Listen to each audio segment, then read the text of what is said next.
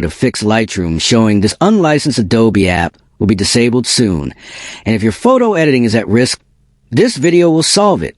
Are you facing the problem where Lightroom keeps warning that it's unlicensed and threatens to disable, even though you installed it correctly or have a valid Adobe account? This usually happens because of corrupted license files, Adobe account conflicts, or outdated app versions that fail to verify the license properly. Most solutions on YouTube or social media are long, confusing, and full of steps that are hard to follow and often fail. That is why Rexis is sharing a secret easy trick that quickly fixes the unlicensed app warning and restores Lightroom functionality. This simple method works fast, stays safe, and ensures you can continue editing photos without interruptions. If you want a full step-by-step tutorial showing exactly how to fix Lightroom, this unlicensed Adobe app will be disabled soon. Comment below and tell Rexis, and you can finally use Lightroom without license errors.